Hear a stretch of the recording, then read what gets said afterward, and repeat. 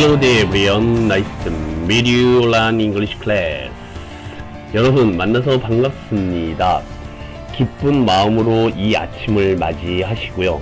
이 기쁨이 오늘 하루로 이어지고 한 주 내내 즐거움과 행운으로 충만해지시길 진심으로 기원드리면서 오늘 주제를 말씀드리겠습니다. Y입니다. 이 알파벳에 이제 거의 막바지까지 다다랐는데요. 오늘 같이 공부하실 알파벳 파닉스는 Y입니다. 네, Y는 보통 야, 예, 요, 유, 요 네 가지 발음을 내는데 쓰는 반모음이라고 해요.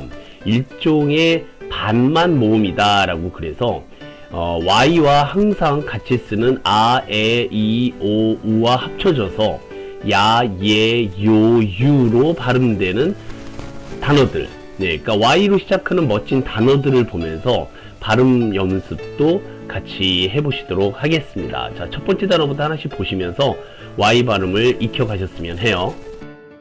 자, 첫 번째 단어가 Y로 시작하고 있어요. Y로 시작하는 단어를 읽어보세요 라고 하면 Y부터 읽으시는 게 아니라 그 Y 옆에 있는 모음부터 읽으셔야 돼요. 이 알파벳은 O 소리가 나죠. O.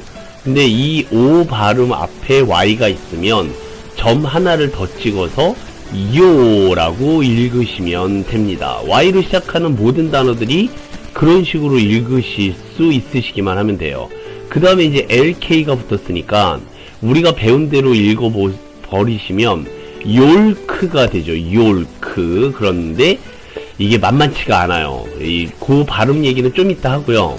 제가 간단한 질문 먼저 하나 하겠습니다. 여러분, 계란이 영어로 뭘까요? 네, 아주 당연한 질문이라서 네, EGG를 쓰고 egg라고 읽죠. egg. 이게 계란, 달걀이라는 뜻입니다. 닭이 낳은 알이죠. 이게 부화하면 병아리가 됩니다. 그쵸? 그래서 닭이 날지 못하고요. 인간에게 사육된 순간부터 이 egg는 영양식으로 세계 각지에서 이용되었죠. 원래 이제 달걀은 순 우리말이고요. 계란은 한자어입니다. 근데 모두 이제 복수 표준어이기 때문에 어느 쪽을 골랐어도 상관은 없습니다만 우리나라 그 국립국어연구원에서는 달걀이라고 하는 순수한 우리말로 쓰기를 바라고 계세요. 아, 근데 이제 그게 중요한 게 아니라 자, 달걀, 계란을 영어로 egg라고 했습니다. 이거를요, 요리를 하게 되잖아요? 네, 그러면 이거는 영어로 뭐라고 그럴까요? 네, 계란 후라이? 예, 그게 아니라 fried egg라고 합니다. fried egg. fry라는 말은 기름에 튀겼다라는 뜻이고요. egg는 계란이죠. 이게 이제 우리나라 말로는 계란 후라이라고 얘기를 하는 겁니다. 여기까지는 아마 단어 공부가 되어 있으신 분들이 계실 거예요. 에그를 모르는 사람이 어디 있어? 에그머니 뭐 이렇게.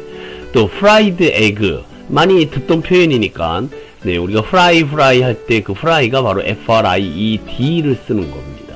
자, 근데 여기서 우리가요, 영어 단어를 조금 더 접근해 보실 필요가 있는데, 계란 후라이는요, fried egg는 노른자와 흰자가 있지 않습니까?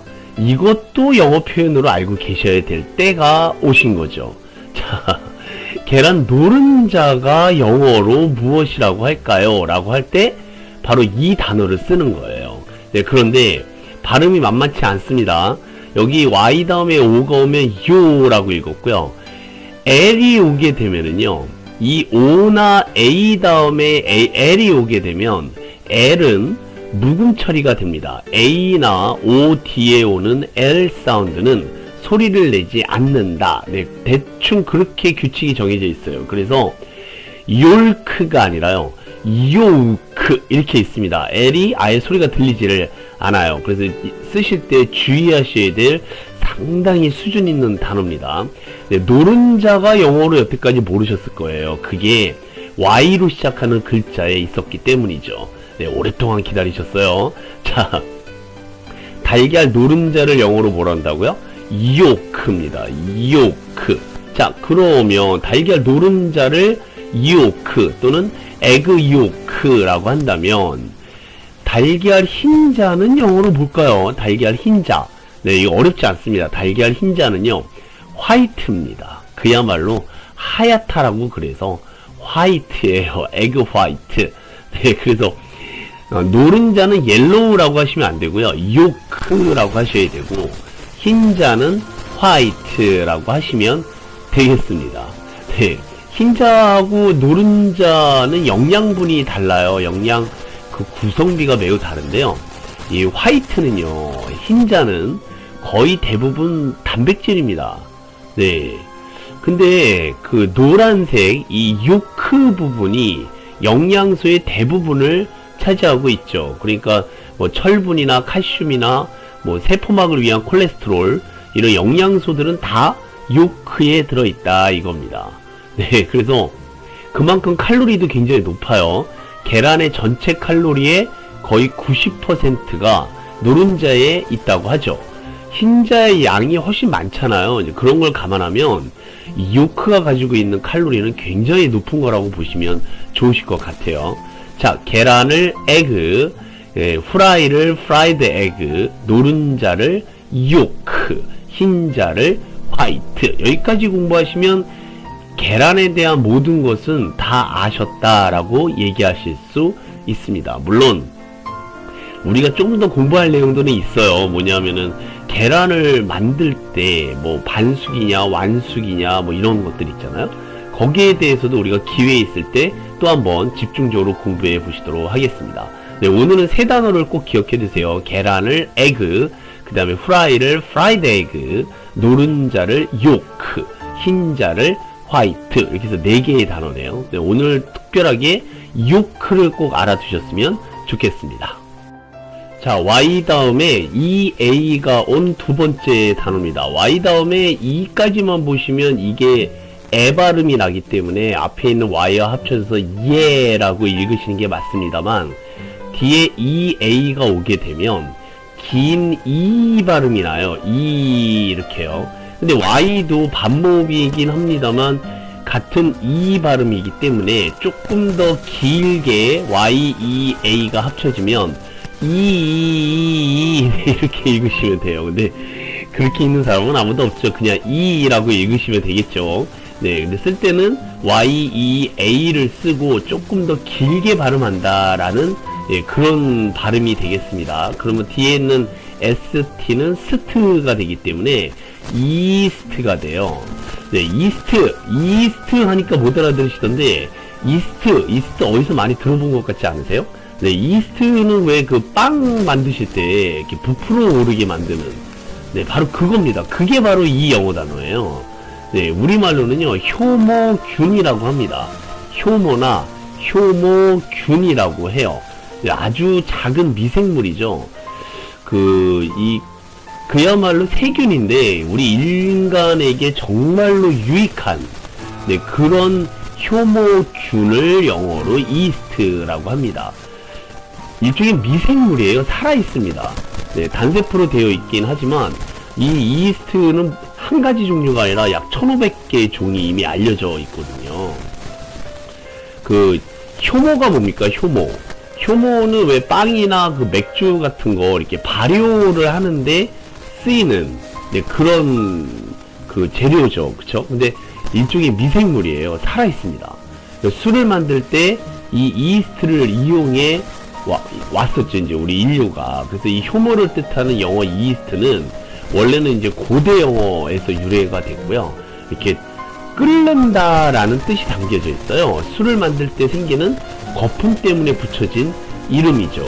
그 사람들은 원래 그 이유를 알지 못한 채, 왜 그런지 알지도 못한 채 그 과즙을 발효시키면 와인과 같은 과실주가 된다라는 걸 알고 있었어요. 경험을 통해서.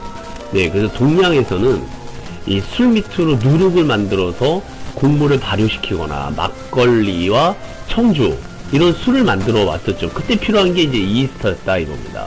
고대 이집트에서는요, 이 이스트로 이 발효된 반죽으로 빵을 만들었다고도 하고요. 중국이나 한국에서는 이 부풀린 떡과 같은 음식에서 사용되기도 했죠. 현대에는 주로 이 이스트가 빵과 술을 만드는 데 사용합니다만, 지금 이 이스트보다 더 많이 쓰이는 게 솔직히 지금 많이 안 쓰실 거예요. 베이킹 파우더 같은 거 쓰시거든요. 소다, 베이킹 소다하고 산으로 만들어진 그런 제품 있잖아요. 이게 이제 물과 섞이면서 이산화탄소를 발생시켜서 반죽을 푹 하고 부풀게 하죠. 이스트는요, 발효를 위한 시간이 필요한데, 이 베이킹 소다는 그럴 필요가 없잖아요. 바로 넣어서 만들면 되거든요. 그래서 핫케이크 같은 거 만들 때도 많이 사용합니다만, 원래는 우리는 이제 할머니들 또 나이 드신 분들은 이스트를 정말 많이 쓰셨다라는 것도 아마 알고 계실 거예요. 그때 이스트 맨날 말로만 했었지 그게 영어 단어라는 거는 처음 하셨으리라 저는 생각이 듭니다. 영어 공부하시면서 이스트라는 단어를 모르시면 안 되겠죠. 그쵸? 네, Y-E-A-S-T. 네, Y로 시작하는 멋진 단어 두 번째, 효모균이라는 뜻을 가진 이스트였습니다. 잘 기억해 두셨으면 좋겠습니다. Y로 시작하는 멋진 단어 세 번째는 Y-E-S-T-E-R-D-A-Y로 끝난 단어입니다. 첫 번째 있는 Y는 E와 합쳐졌어요. 이 발음은 에 발음이잖아요. 에, 어이에 자. 그럼 앞에 Y가 있으니까 예가 되고요. ST는 스트입니다. 근데 T 다음에 ER이 붙었으니까 털 해서 혀를 구부리시면 되겠고, DAY는 day예요. 그래서 yes, 털, day라고 읽으시면 어제라는 뜻이 됩니다. 읽어보실까요? yesterday. 네, 그 비틀즈의 유명한 팝송도 있는 노래 제목 중에 하나이기도 합니다. Yesterday, all my troubles seem so far away. 나중에 제가 기회 되면 이 노래도 한번 소개시켜 드리도록 하겠습니다. 이번 달에 뭐 팝송 뭐 이런 거고요. 자, yesterday를 이미 알고 계시다면 당연히 이 세 단어가 함께 떠올리셨으면 좋겠습니다. 맨 밑에 있는 게 yesterday인데요. 맨 위에 있는 게 tomorrow 어떻게 읽으실까요? 네, tomorrow입니다. tomorrow는 내일이죠. 그 다음에 today 가운데 있는 거는 today입니다. today 오늘이고요. 그 다음에 이제 마지막 게 오늘 공부하셨던 yesterday예요. 그래서 오늘을 기준으로 today를 기준으로 tomorrow 내일과 yesterday 어제를 같이 기억해 두시면 좋으실 것 같습니다. 이 세 단어를 소개시켜 드릴 때쯤 되면 우리가 떠오르는 명언 한마디는 있으셔야 돼요. 그때 한번 했었던 단어인데 바로 이겁니다. 네, 제가 천천히 한번 읽어볼 테니까 따라 읽어보세요. Yesterday is history. 어제는 역사이다. 그 다음에 tomorrow is a mystery. 내일은 미스테리이다. 알 수 없다 이겁니다. But 하지만 today is a gift. 오늘은 선물이다 라는 뜻입니다. 네, 다시 Yesterday is history, tomorrow is a mystery, but today is a gift. 어제는 역사고 오늘은 미스테리다. 하지만 오늘은 선물이다. That is why it is called the present. 그것이 이유이다. 선물이라고 부르는 이유이다. 그것이 가리키는 말은 바로 현재입니다. 그래서 이 말을 우리말로 해석을 하면 어제는 역사이고 내일은 미스터리고 오늘은 선물이다. 그래서 현재를 선물이라고 부른다 라고 해석하시면 되겠습니다. 네, 이 영어 문장을 아예 통째로 외우셨으면 좋겠어요. 네, 그래서 이 문장의 핵심 포인트는요, today입니다. 오늘이 선물이라는 거예요. 오늘은 곧 현재고요. 현재가 미국 사람들한테 있어서는 가장 중요한 순간이다 라는 뜻으로 받아들이시면 좋겠습니다. 오늘 하루를, 현재를, 지금을 소중히 여기셔서 네, 지금 하는 모든 것을 늘 즐겁고 행복하게 생각하시면서 공부하셨으면 좋겠습니다. 어제는 역사이고 내일은 미스테리고 오늘은 선물이다. 그래서 현재를 선물이라고 부르는 이유입니다. 이렇게 누군가한테 얘기하실 수 있으시다면 today를 보셨다든지 tomorrow를 보셨다든지 또 오늘 공부하셨던 yesterday를 보셨다면 네, 이 명언을 함께 꼭 쓰셔야 공부하신 티가 팍팍 나시리라 저는 미션이다. 오늘 yesterday, y로 시작하는 멋진 단어였습니다.